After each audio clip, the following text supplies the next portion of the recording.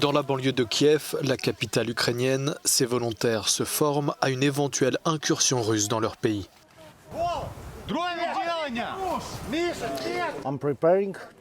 Je me prépare à défendre mon pays contre une agression russe. La guerre sera déclenchée tôt ou tard.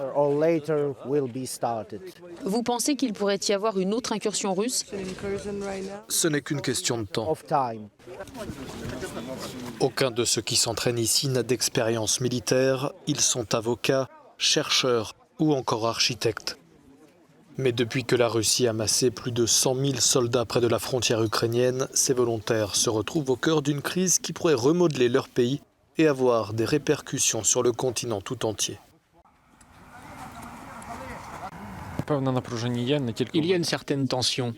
Ce n'est pas seulement quelque chose que je ressens, c'est dans la société. Et ce n'est pas seulement à cause des Russes de l'autre côté de la frontière, dans les territoires occupés, mais aussi à cause des cyberattaques à l'intérieur de l'Ukraine et du risque d'attaque dans les écoles et le métro. Ça dure depuis 8 ans.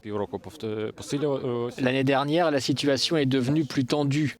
Je suis personnellement calme, simplement parce que je sais ce que je ferais au cas où la Russie décidait de faire une incursion à grande échelle. Le ministère ukrainien de la Défense estime que ces personnes sont un élément crucial de sa stratégie. Il prévoit d'armer les 130 000 civils qui font partie de ces unités de défense.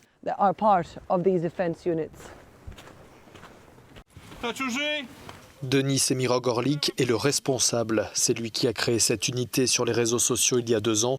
Selon lui, au cours des 6 derniers mois, le nombre de participants à ces formations a quadruplé. Je pense que la plupart des gens capables de tenir une arme à feu en ce moment doivent se préparer afin de subir le moins de pertes et d'être plus efficaces.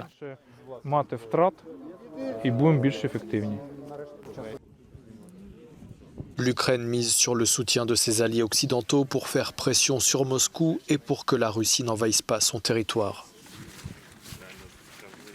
Si beaucoup ici espèrent que la diplomatie prévaudra, ces volontaires expliquent qu'ils veulent néanmoins être capables de se battre si on les provoque.